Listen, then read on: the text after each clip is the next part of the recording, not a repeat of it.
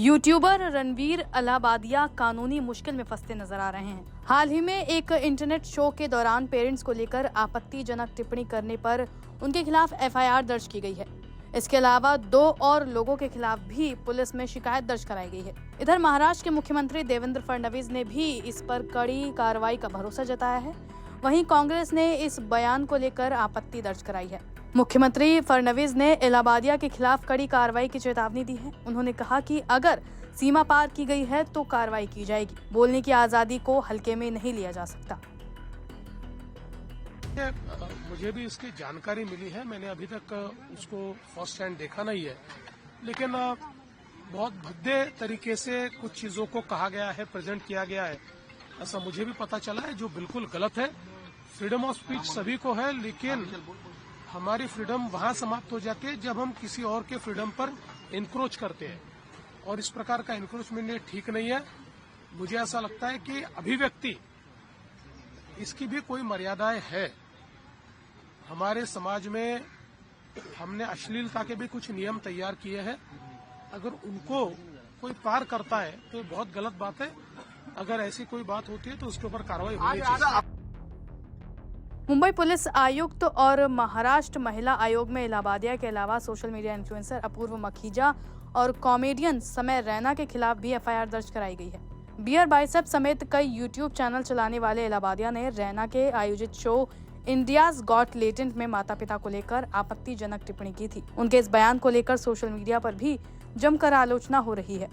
इतना ही नहीं, देश के बड़े बड़े राजनेता भी इसके विरोध में आ गए हैं। इस पर कांग्रेस प्रवक्ता सुप्रिया श्रीनेत ने कहा कि ये क्रिएटिव नहीं है, ये ठरक है और हम ऐसे बर्ताव को कूल बताकर सामान्य नहीं कह सकते। एक मुख्य बात ये भी है कि इसमें भद्दी बातों पर जमकर तालियां मिली हैं और इस पर हमें चिंता करनी चाहिए। इसके अलावा एनसीडब्ल्यू की पूर्व अध्यक्ष और शिवसेना नेता ने न सिर्फ इस चीज की आलोचना की बल्कि कार्रवाई की बात भी कही। बहुत शॉकिंग है वो वीडियो, और मुझे लगता है चाहे महिला हो या पुरुष, इस प्रकार के भद्दे मजाक सोसाइटी इसको कभी भी एक्सेप्ट नहीं करती और ना ही ये एक्सेप्टेबल है। एक माँ के उसके ऊपर जोक करना या किसी विमेन की बॉडी के ऊपर जोक करना, चाहे वो लड़की हो या लड़का, अच्छा नहीं लगता और कहीं ना कहीं दिखाता है कि किस तरह से ये मॉरली डाउन जा रहा है जो आज का जो युवा है। और इस तरह के भद्दे मजाक मुझे लगता है बाकियों को भी असर करते हैं जो इसी तरह की क्रिएटिव चीज़ों में लगे हैं, चाहे वो स्टैंड अप कॉमेडी हो या कुछ हो। एक हद तक ठीक लगता है, इतने गंदे मजाक ठीक नहीं लगते। मैंने अभी वो एनसीडब्ल्यू चेयरपर्सन को वो वीडियो फॉरवर्ड किया है कि उस पर एक्शन लिया जाए। हालांकि इस बयान से बवाल के बाद रणवीर अलाहाबादिया ने माफी मांग ली है। उन्होंने सोशल मीडिया पर अंग्रेजी में वीडियो अपलोड किया। My comment wasn't just inappropriate, it wasn't even funny. Comedy is not my forte. I'm just here to say sorry. Many of you asked if this is how I wish to use my platform, and obviously this is not how I wish to use it. I'm not going to give any context or justification or reasoning behind whatever happened. I'm just here for an apology. I personally had a lapse in judgment. It wasn't cool on my part. The podcast is watched by people of all ages. Don't want to be the kind of person that takes that responsibility lightly. And family is the last thing that I would ever disrespect. Need to use this platform better. That's been my learning from this whole experience. I promise to just get better. I've asked the makers of the video to remove the insensitive sections from the video. And all I can say in the end is, I'm sorry. I hope you can forgive me as a human being. उन्होंने कहा कि मेरा बयान funny नहीं था बल्कि अनुचित था। कुछ लोग कह रहे हैं कि क्या मैं अपने प्लेटफॉर्म को इस तरह से यूज करना चाहता था। मैं कहता हूं ऐसा बिल्कुल नहीं है। मैं कोई कॉन्टेक्स्ट, जस्टिफिकेशन और कारण नहीं दूंगा। मैं सिर्फ यहां माफी मांगने आया हूं। मेरा पॉडकास्ट हर उम्र के लोग देखते हैं। मैं ऐसा इंसान नहीं बनना चाहता जो इस जिम्मेदारी को भूल जाए या हल्के में ले। मैं किसी के भी परिवार को कभी अपमानित नहीं करना चाहता। इस पूरी घटना के बाद मैंने सीखा कि इस प्लेटफॉर्म को बेहतर तरीके से यूज करने की जरूरत है। देखिए, मैं मानती हूँ कि अगर फ्रीडम ऑफ स्पीच हमें कॉन्स्टिट्यूशन ने दिया है, उसके साथ साथ सावधानियां भी दी हैं, जिम्मेदारियां भी दी हैं। आप एक प्लेटफॉर्म के माध्यम पे कॉमेडी के नाम से, कॉमेडी के आड़ में आप जो भाषा का प्रयोग कर रहे हैं, जिस तरीके का आप कंटेंट बनाकर पास ऑफ कर रहे हैं, जहाँ पे आप पूरे एक युवा वर्ग में की फीलिंग देते हैं जब कोई देखता है कि ये language is normal, Speaking about your parents and parents' intimacy is normal. It is absolutely normal to cross the line of being a child and a parent. I think वो कहीं ना कहीं बाउंड्रीज होना जरूरी है, रिमाइंड करना जरूरी है. और जो कम्युनिटी गाइडलाइंस आती हैं इस प्लेटफॉर्म में, usually the community guidelines are followed by what where they are registered.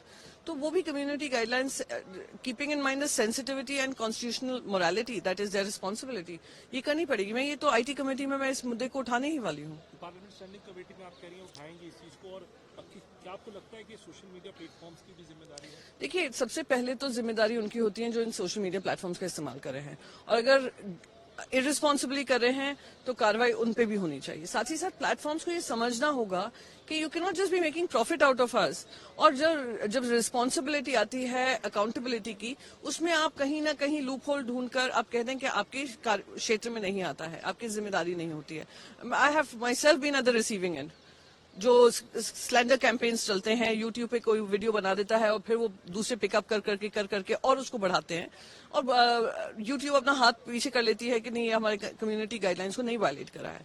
So someway we will need to ensure कि जनता को याद दिलाएं, जनता से ज्यादा ऐसे यूट्यूबर्स को याद दिलाएं कि everything is not coming without responsibility. Your freedom of speech and your freedom for content creation also comes with certain guidelines and certain boundaries. Don't cross those boundaries. देखिए, क्या है व्यंग, क्या है हंसी मजाक, क्या आपके ह्यूमर का आइडिया है. आप अगर इतनी बदतमीजी की, बदतहजीबी की बात कर रहे हैं और आप कंटेंट क्रिएटर हैं और आप इस तरह के ऊल जलूल बेमतलब के एक बद दिमाग सोच के सवालात और कंटेंट क्रिएट कर रहे हैं और उस तरह की बातें कर रहे हैं, तो बहुत जरूरी है कि इस तरह के झूठ मूठ के व्यंग को, जो परेशान करता है, जो हंसाने के लिए नहीं है, जो बहुत ही अभद्र है और जिसमें ह्यूमर तो कम बदतमीजी ज्यादा झलकती है, उसको रोकने की और उसको अंकुश लगाने की बिल्कुल जरूरत है. और मुझे लगता है इस तरह के कंटेंट क्रिएटर्स को भी समझना चाहिए कि क्या उनकी लक्ष्मण रेखा है. क्या फ्रीडम ऑफ स्पीच के नाम पर आप ऑब्सिनिटीज, बदतमीजी और इस तरह की बातें कर सकते हैं जिसको लेकर जो आपके शो में जो लोग पार्टिसिपेट कर रहे हैं, जो पार्टिसिपेंट्स हैं, उनसे आप इस तरह के सवालात पूछेंगे कि आप उनको एक तरह से जलील करेंगे और इतने एम्बैरेसिंग जगह पे खड़ा कर देंगे कि उनको समझ में नहीं आएगा कि इसका जवाब कैसे दिया जाए.